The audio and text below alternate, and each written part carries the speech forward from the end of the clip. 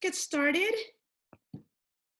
Great. Welcome, everybody. As mentioned, my name is Jessica Gonzalez-Rojas. I am a candidate for New York State Assembly in the 34th Assembly District, which includes the neighborhoods of Jackson Heights, East Elmhurst, Corona, and Woodside.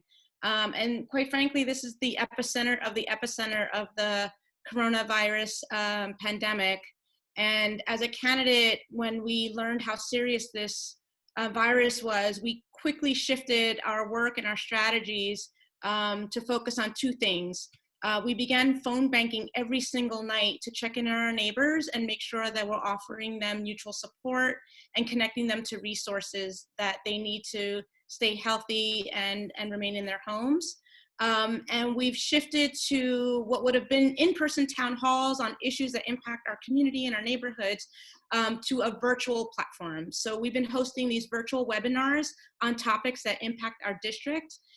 We've already held ones about the coronavirus itself.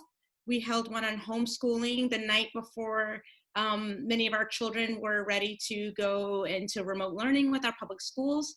We held one on housing and knowing your rights around housing, particularly as a tenant. We held one on managing mental health concerns and natural remedies to boost your immunity. And we actually held one on cooking as well, to use items that you may already have in your home to make healthy meals in your home. So many of this has come from local experts from our community, from our borough. And if you've missed any of these webinars, you can please go to our website, and they're all available at votejgr.com/coronavirus. And as I mentioned, we quickly shifted to going to phone banking and checking in our neighbors and doing mutual aid calls. So I ask you, if you have some time and you would like to join us for phone banking, to please visit our website to sign up for Shift by going to votejgr.com/phone bank. And if there's times that don't work for you in the times allotted, just let us know what times are better, because we're very flexible. So right now we're in this precarious moment, and due to the coronavirus, we're all deeply concerned about our health and well-being, and that of ourselves, our families, and our communities. But we also need to be concerned about the stories and the lives that are not being talked about by our governor or the mainstream media, about the lives of those who are currently in our jails and prison systems, particularly our elders and those who are immune compromised. So I'm super excited to introduce you to Mark Shervington, who is a criminal justice advocate and organizer with Releasing Aging People from Prison Project. But before I turn it over to Mark, I'm just going to give us a quick overview of some logistics to ensure that we can have an engaging conversation today. So I mentioned, as folks were logging on, that folks are automatically muted, just so there's we're preventing any background noise. But we do encourage your questions, your comments, your engagement. So we have two ways for folks to engage. There's along the bottom, there's a button that says chat, and you can type in your questions, and we'll share them out loud to engage in conversation. Or if you click on the participants button, on the bottom right hand is a little button that says raise hand. So you can click on that. And if you raise your hand, what we'll do is unmute you and have you on camera so we can see you and engage in that way too. So you don't want to be on camera, feel free to chat, and feel free to start chatting questions as Mark's talking if things come up for you. I'll be playing the role of Oprah. So I'll be engaging in Q&A, but please, hop in as questions come up for you, so I'll be able to ask throughout. Let's see. We are recording this video, so it will be also streamed on YouTube on Facebook Live. And we'll also be having a Twitter conversation as well. So please follow Vote JGR, JGR webinar, hashtag JGR webinar. We're going to be tweeting in both English and Spanish. So feel free to retweet and share the conversation as well. And we'll be wrapping up by 9 p.m. and we'll be posting the video where you can also see subtitles in Spanish so we can reach our Spanish language neighbors. So as I mentioned, I'm super excited to introduce Mark Shervington. Again, he's an organizer with the Releasing Aging People from Prisons campaign, also known as RAP, We know, despite advice from health experts to social distance, that social distancing is near impossible in our jails and prisons, where the rate of infection is over 8 times higher than in New York City. So I'm super excited to introduce Mark to share the amazing work he's been doing with the WRAP campaign to fight to release elders and other vulnerable populations from jails and prisons. So Mark, let's start off by sharing a little bit about you and your background and your work and what brings you to this work, and more about the WRAP campaign itself.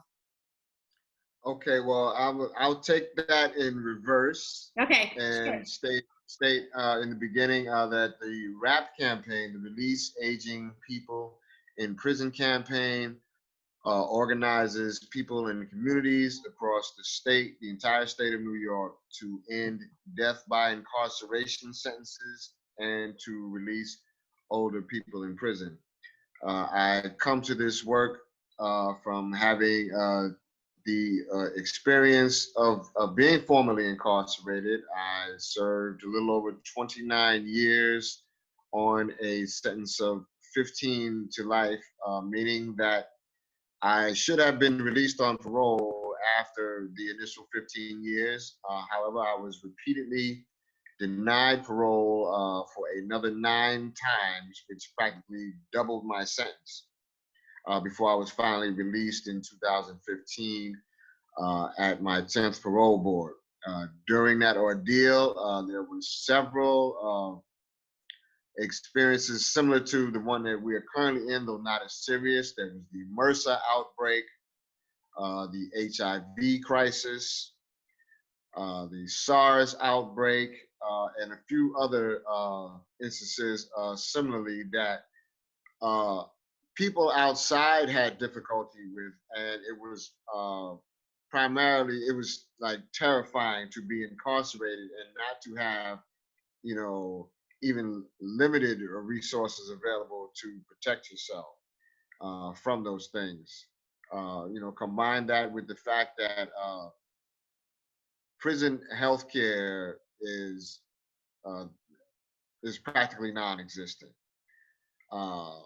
In one instance, for example, just prior to my actual release, I suffered a heart attack from the stress of what I was going through, and I did not receive so much as an aspirin.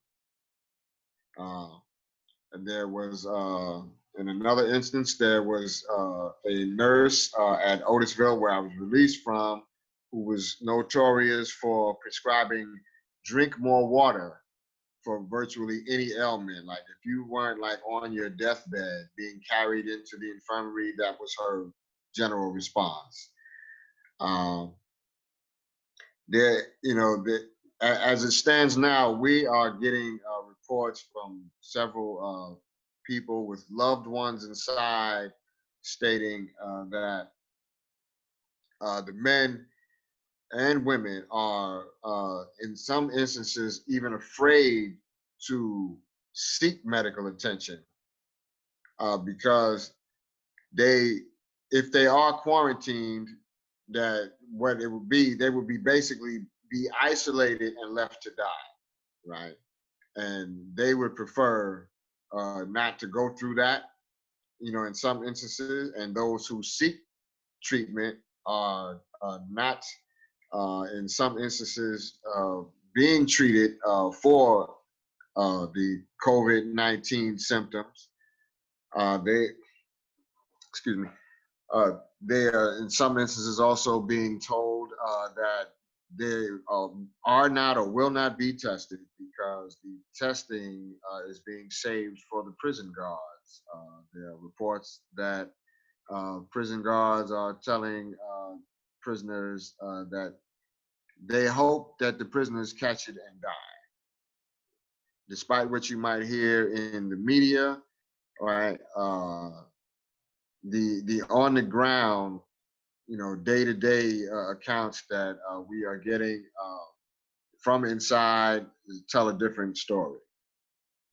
I can only imagine, having lived through the experiences that I just related, SARS, etc. I can only imagine the sense of dread, terror, and confusion that must be taking place, with our incarcerated loved ones.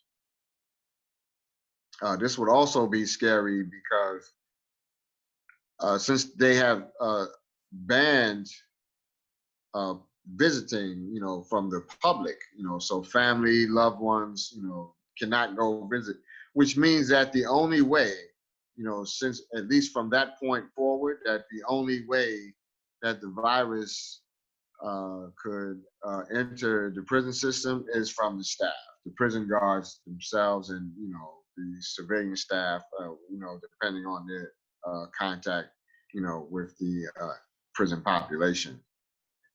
Which to me kind of begs the question that uh, knowing that this is lethal and exposing someone to it, that at the least seems like negligence. And for those who may unfortunately pass away, it sounds like that could be a wrongful death as well.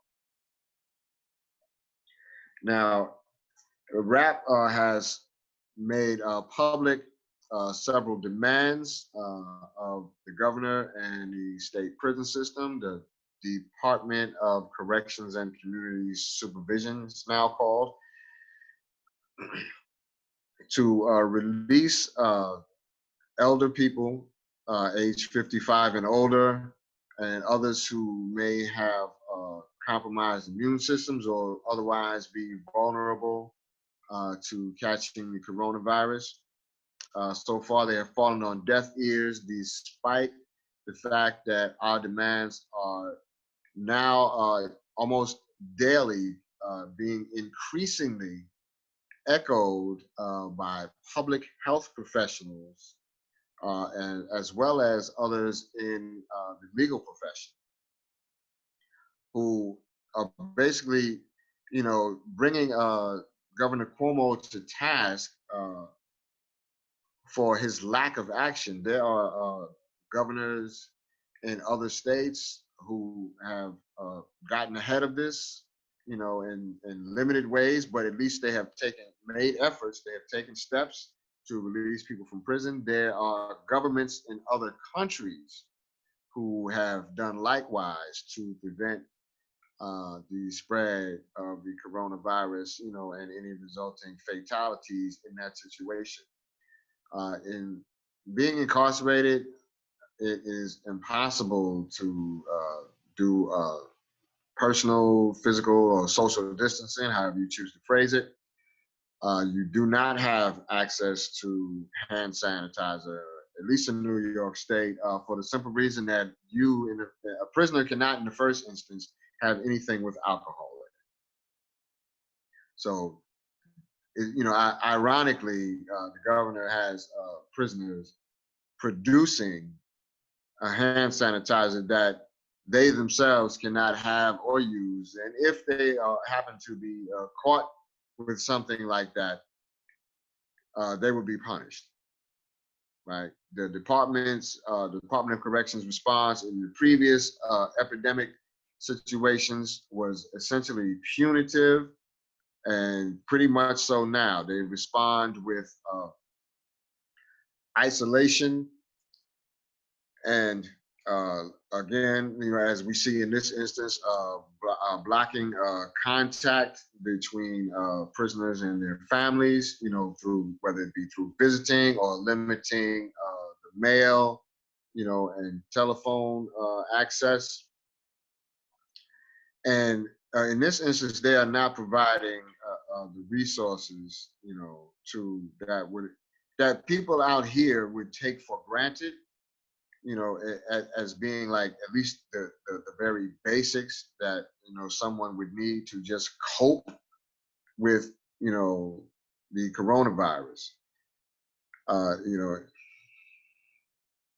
It's kind of distressing to see that in the first instance there are very few people who have who are not or will not become eligible for parole. They were not sentenced to die in prison, which in this case is as we see in the case of Juan Mascaro, who passed away at Sing Sing. This is essentially what is taking place now. Prisoners are being left to die.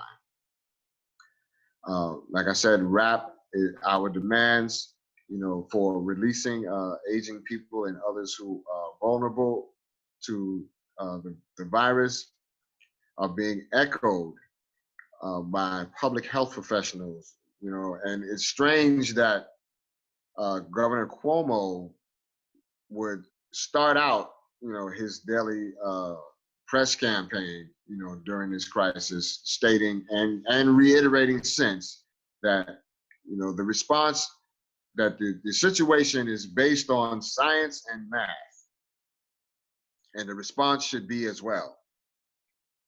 Well, that should apply to the prisons as well. They are people just like you and I. They're subject to the same frailties, and exposure in that instance is most certainly lethal. I'm not sure if you, Ms. Gonzalez-Rojas, or any of our viewers or attendees have seen the various social media accounts. In some instances, prisoners have released video footage of the scenery that of what is taking place inside the prisons. In New York, there was a gentleman, I cannot recall his name right now, who made a detailed audio recording and somehow got it released. That has since been published and it's gotten some media attention, basically validating, what my fears were when I thought about what the impact of this would be to the people inside. This is not about punishment, right? This is about treating people like human beings. That is essentially what we're asking for. We're not asking for get out of jail free. We're not trying to dismiss or disregard the fact that, people do not go to prison for selling Bibles, as I myself did not. Right? However, they are people and should be treated accordingly, and those who refuse to do so should be held accountable. Yeah, thank you, Mark. I know you have a couple of legislative fights that you're fighting and have been fighting for a long time under the RAP campaign in coalition with many other criminal justice organizations, such as the Elder Parole Act, the Fair and Timely Parole Act. I know Halt Solidarity is something that I would support and many advocates are supporting. Can you talk about the advocacy work you've been doing and now how that has shifted given the coronavirus, and I would argue is even more urgent in this moment? But can you talk a little bit specifically about the Elder Parole Act and any other legislative fights that you've been mounting over the past, many months and years? Okay, thank you. Yes, the Elder Parole Bill would provide an opportunity for people who are aged 55 or older who have served at least 15 years of their sentence an opportunity to be considered for parole release. It is not a get out of jail free card. It addresses the fact that people that you see, senior citizens, elders that you find incarcerated, have languished in prison for quite some time on exceedingly long sentences, right? We have come to understand them as death by incarceration sentences. Let's say, someone that I know personally, Stanley Bellamy, is currently from Queens, is currently serving 62 and a half years to life.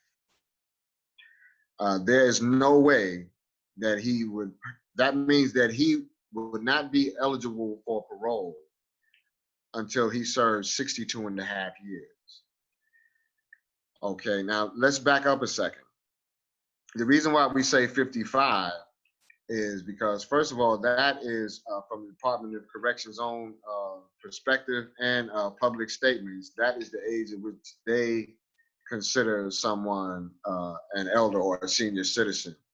And another aspect of that is there is the phenomenon called accelerated aging, otherwise known as weathering, that takes place in the prison setting. So that someone at, let's say, age 50 or 55,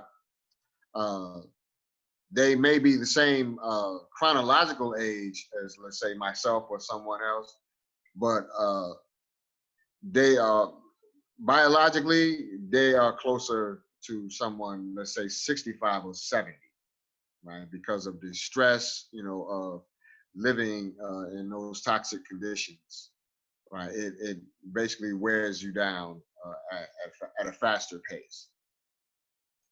Okay, and in the second instance, our other bill, the Fair and Timely Parole Act, would basically level the playing field so that incarcerated people, when they are considered for parole, will not be repeatedly punished as I was, as well as the founder of RAP, Mujahid Fareed, punished excessively simply because of the, quote, nature of the crime, or the other phrase that's commonly used by parole boards is the severity of the offense. Right. In my case, I was convicted of second-degree murder. I was sentenced to 15 years to life, which is the minimum sentence for that crime. At my sentencing, the judge stated that he was giving me the lowest possible sentence in the interest of justice. There was no objection from anyone prior to, during, or after my sentence. There was no outcry when I came up for parole. My case involved me as a young man attempting to seek revenge after my then fiance had been sexually assaulted. And that led to me shooting and killing someone. When I came up for parole, however, after doing my time, and I would say by some accounts, in exemplary fashion, I was repeatedly denied simply because my crime involved violence, and the parole board at that time had become like composed of primarily people with law enforcement backgrounds who, by training and or experience, their function was, their outlook, their perspective was essentially retribution, rather than to see someone in that circumstance as a person who was not only capable but had demonstrated change. And let me stress too that when that occurs, and it does frequently in prison, it is typically through the individual's own initiative, not just because they are incarcerated. The Department of Corrections does not like sprinkle some magic dust on you when you walk through the door and you become, a law-abiding, citizen.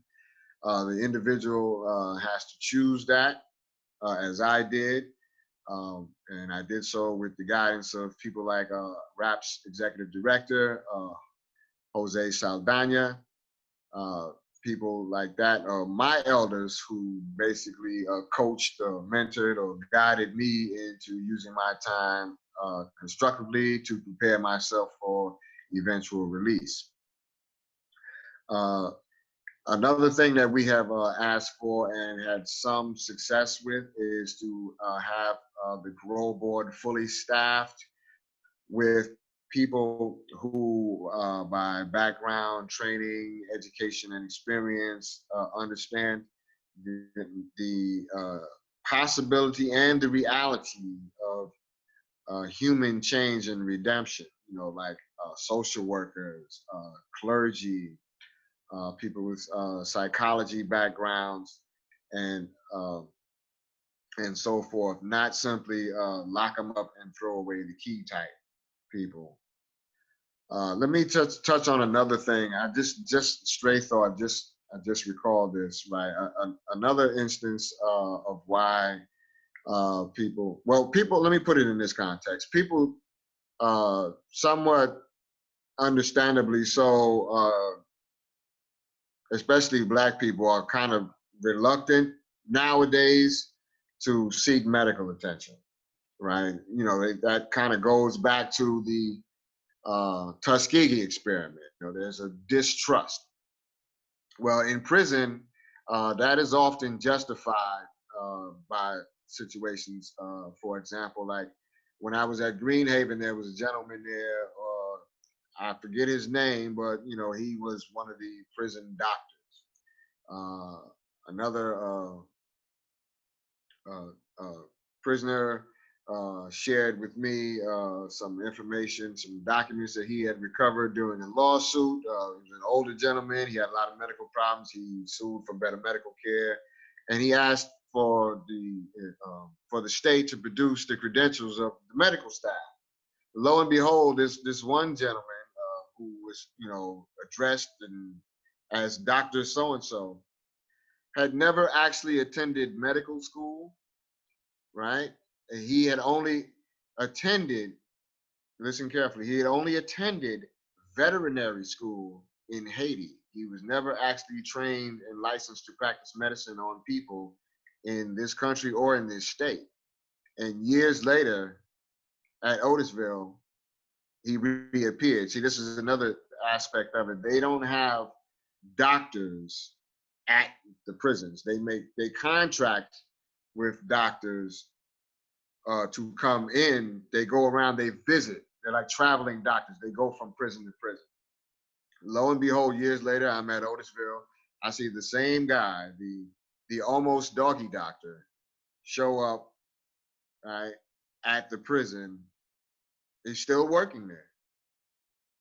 And I don't know how often or in what other places that may have taken place, but I can only imagine that was pretty much standard. They, you know, just go give someone a job and magically say you're a doctor. And along with the gentleman who, you know, exposed it to me, you know, that he had validation that this was so. You know, there were several other people were complaining about this one individual, about the medical treatment in general. I can only imagine what is taking place in the prisons now. Wow. Wow. I mean, that's just, to me, that just shares how much disrespect there is for the community, right? That someone who is treating animals is, you know, it's, thank you for sharing that. As I mentioned, that you could chat in your questions, and we already have a question from Catherine, who shares, I agree with elders being released from prison. I'm curious and concerned, though, about what resources are in place for people who'd be released who may not have family or social safety nets in place to ensure that they do not become ill once they are released. We know that African American and Latino communities are disproportionately impacted. What information does RAP have to assist families or communities preparing for release? I have not heard what a clemency would look like to support their release, their families and their communities given this pandemic. That's a really great question. Mark, do you have any, I don't know if RAP's doing this work or if you know other organizations that are. Okay, thank you for that question. And that is definitely something that I want to address. RAP and all of New York's biggest reentry service providers are ready and prepared to support people once they are released during this emergency. And all of New York's biggest reentry groups sent a joint letter to Governor Cuomo saying as much. It is posted on RAP's website under reports. You should look for, let me take another look at it. I'll hold on one second. Under reports, it is the letter from the Osborne Society. Mm-hmm. It is jointly signed by several reentry service provider groups. I was just looking at this letter. Where is it? appeal to Governor Andrew Cuomo, dated March 20th, 2020. Yeah. So the resources are there to assist in preparing families. Yes. I'm curious, like, since the work you've been doing a long time on the elder parole and the Fair and Timely Parole Act has been part of RAP's work, and now we're facing this pandemic. And as you mentioned, and I mentioned, like the urgency is even higher. What has been the response to the calls for clemency? What has been? I sense that there's not been any response from Governor Cuomo, but has there been any movement? I've seen a lot of like activists and like you said, health professionals, medical professionals. I think even medical professionals affiliated with the criminal justice system have been speaking out. What do you think we need to get over that line? What is it that we need to do to really ring the sirens on what's happening? All right. And well, for our part, RAP and several of our allies, we have been ringing this bell, sounding this alarm for some time now. For example, sadly, Juan Mascaro died at Sing Sing of the coronavirus.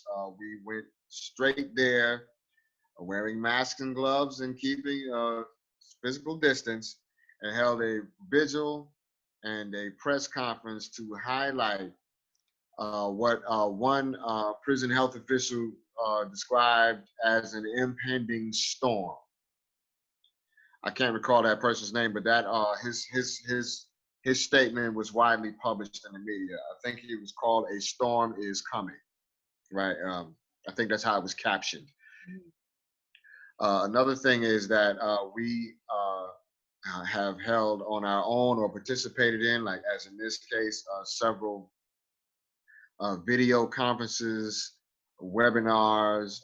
We do a lot of outreach. Our partner organization, the Parole Preparation Project, is doing a massive mutual aid lift, sending money for commissary as well as physical packages of like food and stuff to help people inside get through it, to help themselves and each other survive as best they can under the circumstances. We have also linked up, we are part of a nationwide prison abolitionist movement. And most recently, we partnered with allies in California to basically request that Governor Newsom in California grant clemencies, which to his credit, he did almost without hesitation. He started doing that. One of my colleagues has dubbed Governor Cuomo the Governor Slow-Mo, because he seems to be like the slowest one, not only in the country, but in the world, to take some action to alleviate this crisis, as it affects incarcerated people. Mm-hmm. Yeah. What right now we heard that they were going to release folks from jails in particular who were on technical violations, but we do know that the most recent death from Rikers was someone who was on a technical violation. Can you share more about what's happening, and maybe it's how the rollback of bail reform also impacts all the work that you're doing? Yes. Well, from my perspective, first of all, like bail itself is almost like an upfront punishment for poor people.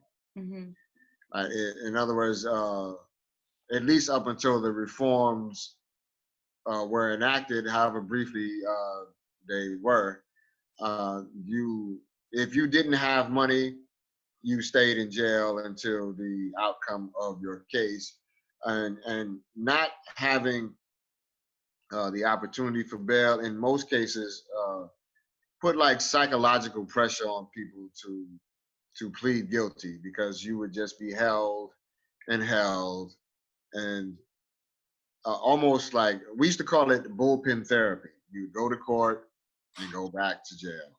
Go to court, they would keep postponing and postponing. It would make people, some people, basically fold under pressure and say, well, you know what? I'm just going to plead guilty. I'm going to cop out and take what as little time as I can get just to get this over with. Mm-hmm. And now, and that has always targeted poor communities. In fact, some years ago, there was a study by one of my mentors, two of my mentors, Larry White and Eddie Ellis, and what they published. It was called the Non-Traditional Approach to Criminal and Social Justice. It became popularized as the 7 Neighborhood Report, showing that the majority of people incarcerated in state prisons, especially during the time that I went through there during the early to middle 80s, came primarily from 7 neighborhoods in New York City, predominantly composed of Black and brown people, right? And just being politically awakened, and then coming into that information, that kind of just like that rang a bell for me. Like, okay, I understood my own actions and behavior. However, I do understand that this is somewhat by design. Mm-hmm. So to see the bail reform is being rolled back is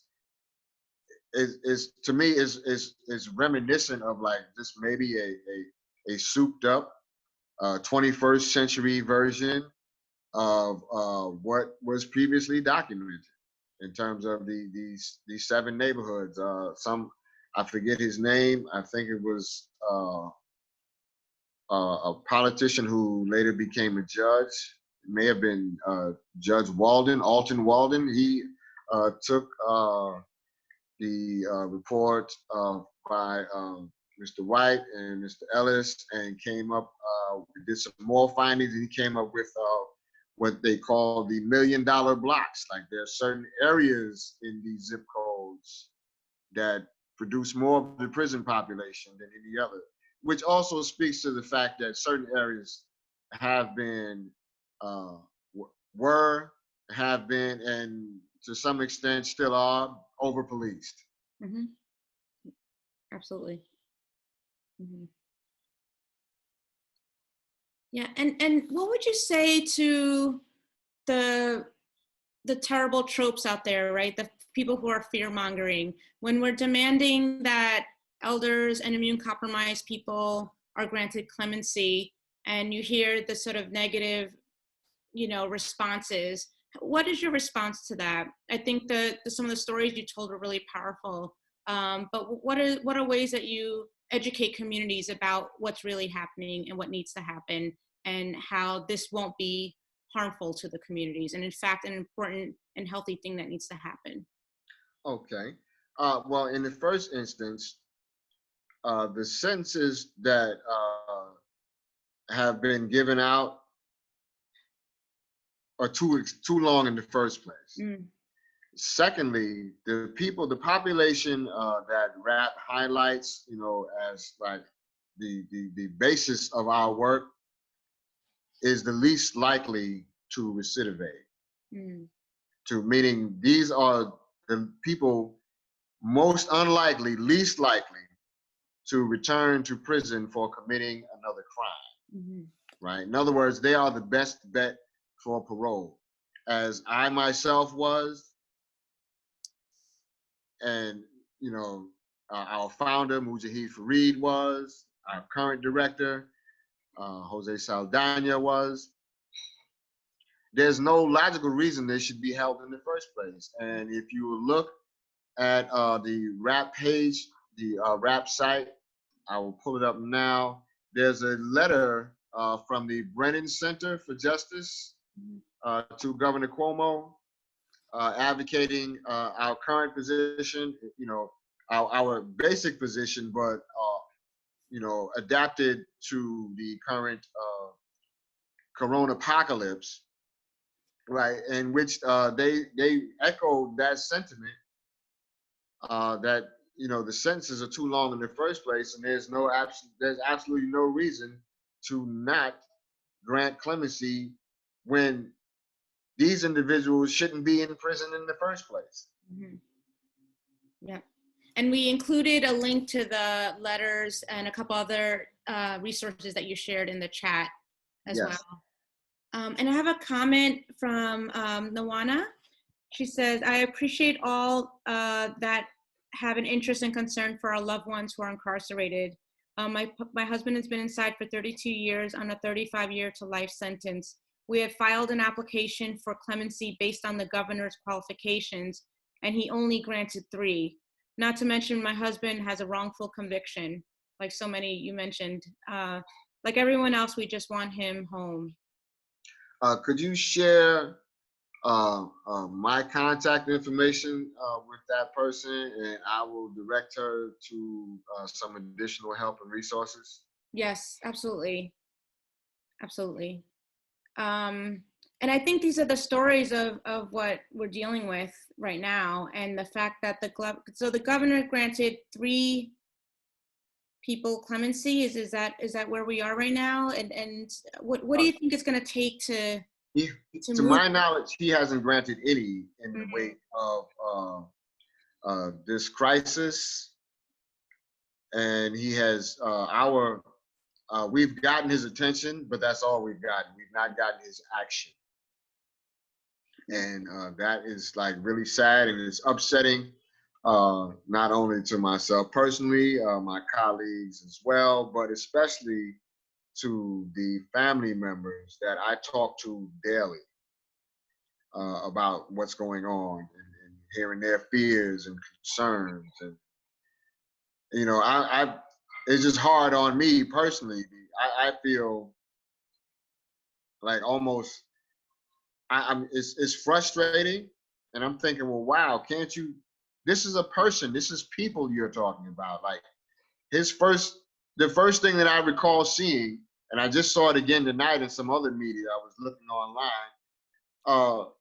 His constant refrain is, "This is about science and math." Mm-hmm. Okay, that's exactly what we're saying. Supported by public health people, not only local but national. Even the UN, I think the head of some major part of the UN, I think the Human Rights Commission, echoes our demand. I'm not certain as to what the holdup is. It's not based on science and math. It's political. Yeah. Yeah.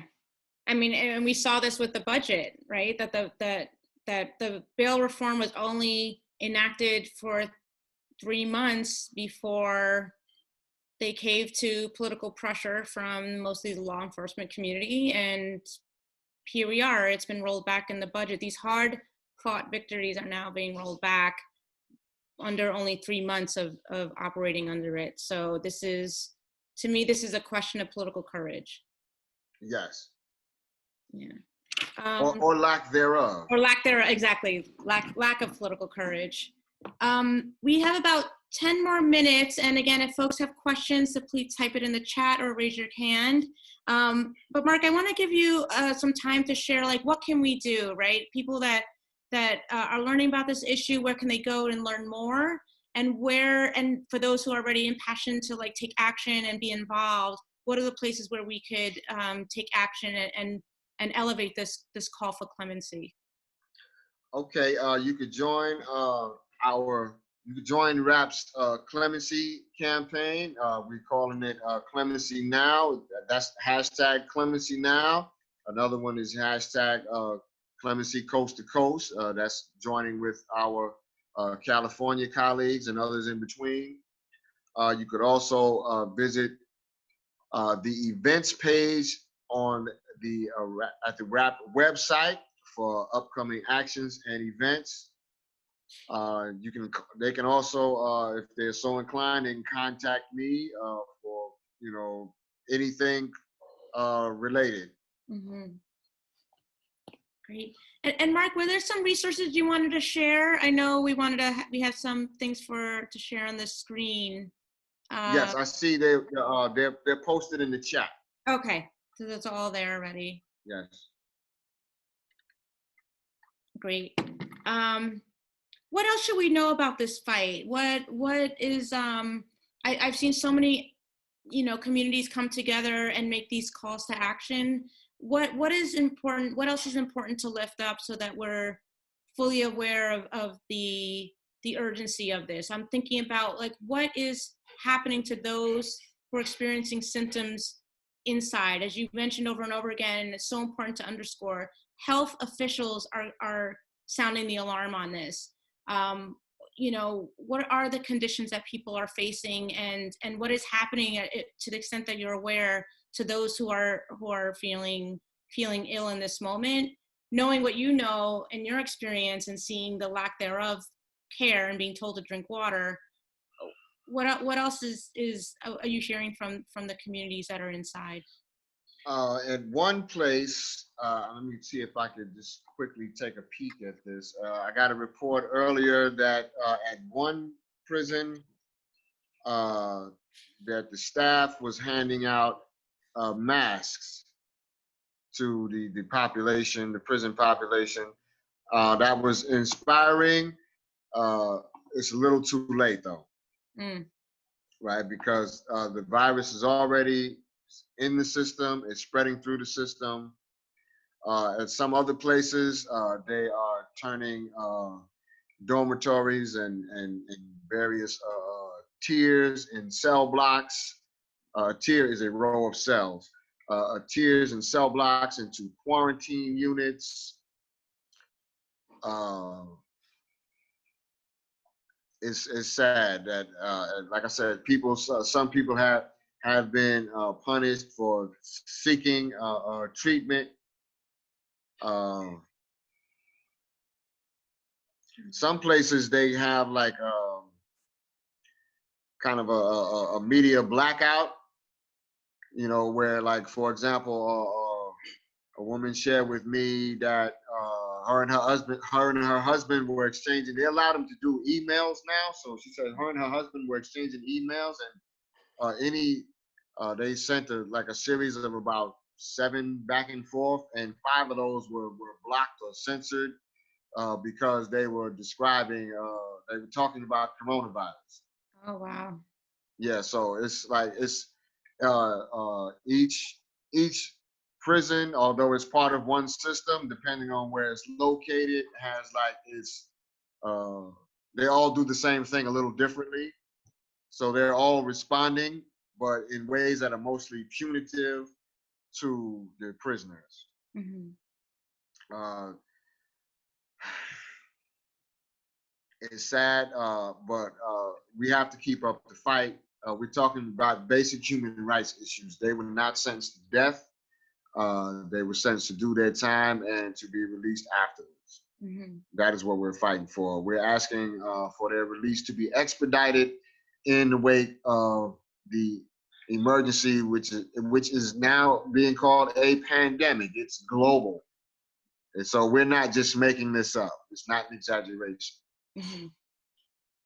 Absolutely. And I think the important thing that you also highlighted is that the system was problematic to begin with, right? People out there that don't deserve to be there, they're in sentences that are much longer than they should be. They're not up for parole. They're being denied parole. They're being denied access for problematic reasons because of who's on the parole board and what their stances are on criminal justice. So there's been so much work to do prior to this moment. And again, this moment really shines a light on these issues and the vulnerability of those communities that are incarcerated. And I thank you for all of the work that you're doing and the calls that you're making and the demands that you're making alongside many advocates and so many who are impacted by this work. So I don't know if there's any last words you want to share. We need to wrap up in a few minutes, but what should people follow? Your Twitter feed is great. I followed it and retweet a lot of things. There's always calls to action. So you want to give folks the resources, and we'll make sure to type them in as you share them. Okay. They could follow the RAP Twitter page, right? Let me see if I could. Yeah, it's at RAP RAPP campaign. Mm-hmm. And the other one is they could follow my personal Twitter page, which is at alum, like alumni, alum1cc. Great. Well, thank you, Mark, so much for your work, for your story, for elevating the urgent and critical call to action to release our elders, our immune compromised, and really address this problem of the prison industrial complex that needs to happen prior to this pandemic, and especially now since so many lives are at stake here. So thank you so much. Yes. For all those joining us, thank you so much for your questions, for your engagement. Again, all this should be shared on Twitter. Please uplift the conversation. We're on Facebook as well, so you can share the video with others. And we'll be hosting several more webinars. Tomorrow, I'm super excited to share that we have Sochi from the director of the New York State Working Families Party, who's going to talk about what the heck happened with the budget. This is a budget that does not support working families. In addition to the bail rollbacks, we saw cuts in Medicaid. In a moment right now, we've seen cuts in Medicaid, we're seeing cuts in education. We're not seeing protections for tenants and those who are concerned about their housing, right, and the housing instability. We have we have one last question from Nawana. Are you still going upstate on the 21st? Oh, thank you, Nawana, for highlighting that. We are going to, most likely, at this point, we believe that we're going to make that a virtual event. We still encourage everyone to RSVP to participate in our April 21st Parole Justice Day of Action at the Capitol. However, at this point, it appears that it would be a virtual event than a physical event. Mm-hmm. Great. I'm sorry, there was one more question. If we have just another 2 minutes, but you know, I know you mentioned that you have the governor's attention, but we haven't seen and release anyone. And there's something about 3 inmates, so I'm not sure if that's true or not. But why do you think the number is so low given what's going on with this pandemic? Okay, I believe you mean the number of deaths inside. Is that what the question concerned? About releasing that he released maybe 3 inmates, but even that number is so low. If he did that, I don't think that was recently. I think that's as much as he may have done in his entire tenure. Oh, got it. Okay. Okay, and in terms of reporting infections or deaths, you know, of the incarcerated, I believe those numbers will be low because they will be undercounted or underreported in the first place. Mm-hmm. There are sick people upstate now who is going to be underreported for 2 reasons: because the system is going to undercount or misrepresent the actual numbers, right? And because there are people who are actually afraid to seek treatment, who are obviously sick. I'm getting these reports from people inside, like that there are several people in these cell blocks or in these dormitories that are actually sick, but they know that if they are quarantined, they're basically being isolated and left to die, and they do not want to be in that situation, even though they see and feel what is happening to them, what is impending. But they do not want to be just left to die. Yeah. So the numbers are going to be skewed. Yeah. I actually, it's interesting, as I called a friend who her father ended up being incarcerated around the time, so she was looking for resources to help release him, and this is many weeks ago. And she had said that coronavirus was already in there, and there was 0 reports and 0 conversation about that. So I agree. I think the numbers are much higher. And I think only the deaths now are maybe shining a little bit of a light, but certainly not enough. And sadly, not enough to see the governor take action. And we need to continue to pressure him to do so. Yes. Yes, So, that was the object of our April 21st action, as well as the object of our current social media campaigns and calling campaigns to not only highlight, as you pointed out, like the bills and the initiatives that we were already advocating for, but that we have. It seems like it took a virus to highlight, to put a spotlight on the population that we are fighting for. yeah. Right. I was just thinking about that earlier, and I shared that thought, straight thought, with my colleagues. Like, you can't even see this thing, and this little thing just came and put our whole initiative, our whole effort and work in the spotlight. Mm-hmm. Exactly. Well, thank you again, Mark, for your work, your amazing work, the work of all the advocates that you work alongside.